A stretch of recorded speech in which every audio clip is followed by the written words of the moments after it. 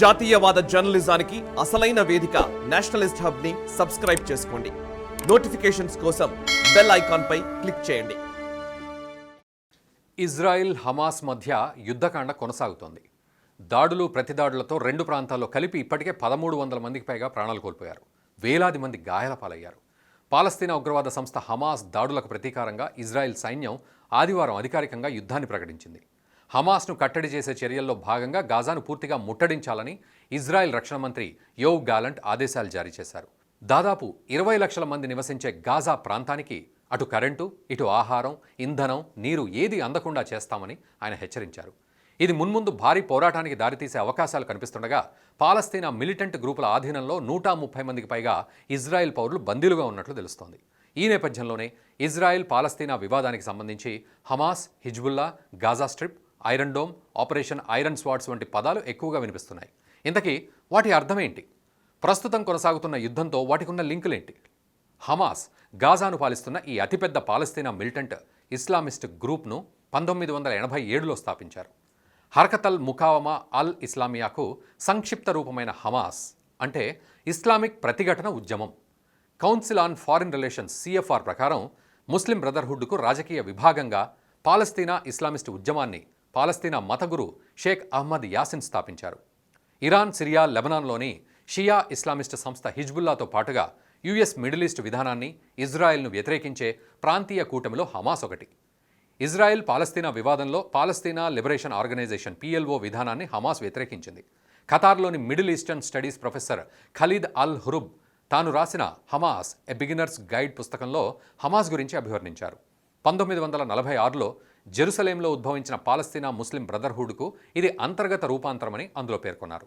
Hamas 2007 నుంచి Gaza స్ట్రిప్ను నియంత్రిస్తోంది. ఇది 2006 చివరిలో పాలస్తీనా పార్లమెంటరీ ఎన్నికల్లో విజయం సాధించింది.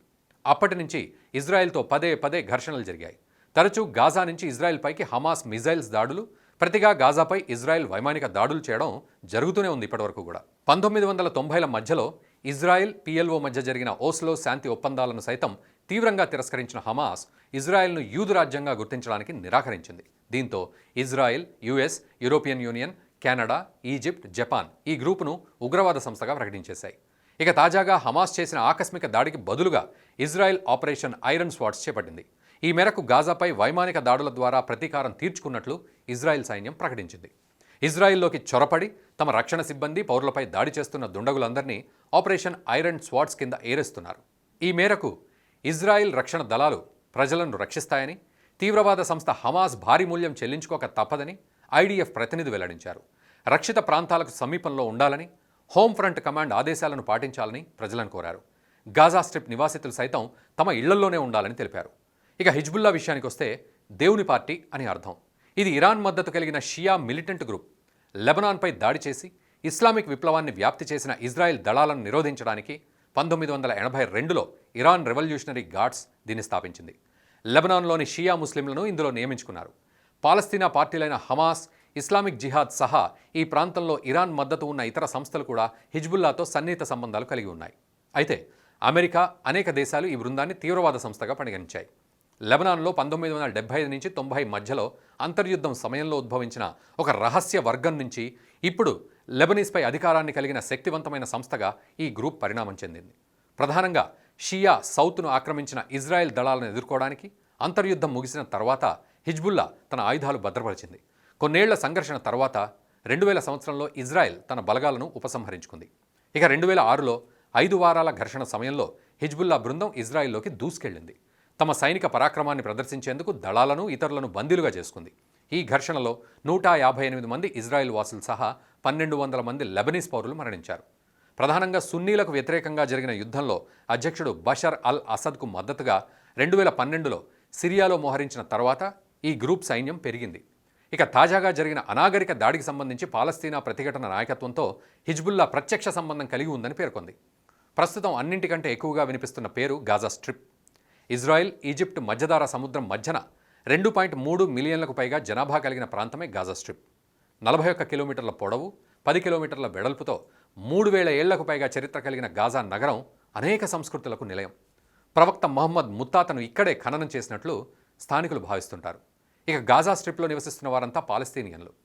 1948లో ఇజ్రాయెల్ ఏర్పాటు సమయంలో, అలాగే ఇజ్రాయెల్స్ పాలస్తీనియన్ల మధ్య సైనిక పోరాటాల సమయంలో ఇజ్రాయెల్ నుంచి గాజాకు పారిపోయిన స్వదేశీ స్థిర నివాసులు అనేక మంది శరణార్థులు ఇక్కడ నివసిస్తున్నారు.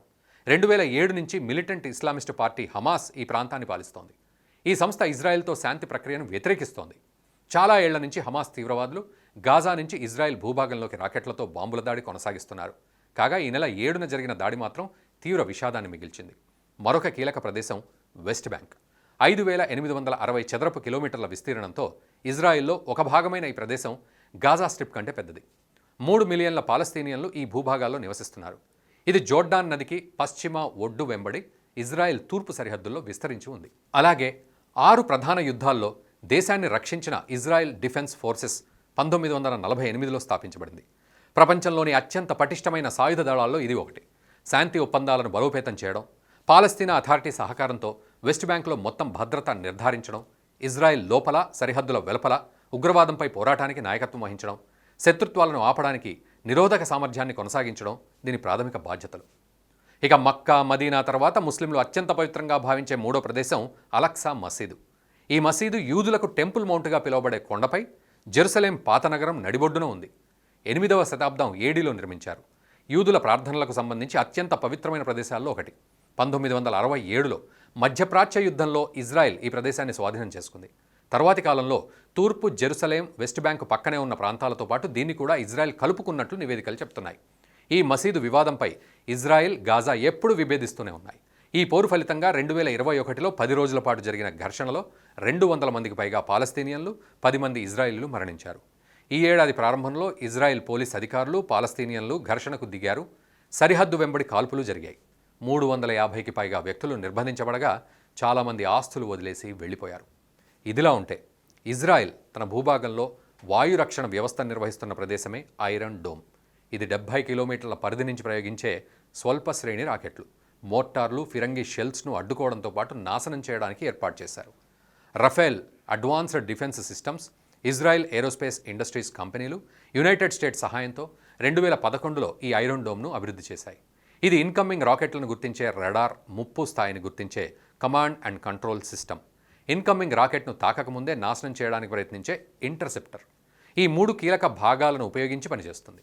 కంట్రోల్ సెంటర్లోని కంప్యూటర్లు క్షిపణి వల్ల జనాభా ఉన్న ప్రాంతాలు ప్రమాదంలో ఉన్నాయో లేదో నిర్ణయిస్తాయి.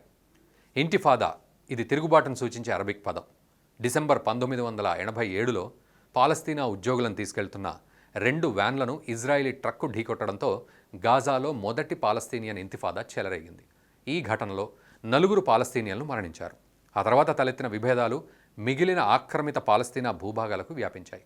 ఇజ్రాయెల్ ఆక్రమణను అంతం చేయడానికి, పాలస్తీనా స్వాతంత్రం సాధించడానికి అంకితమైన పాలస్తీనా రాజకీయ వర్గాల సమూహాన్ని ఈ గ్రూప్ ప్రతిబింబిస్తోంది.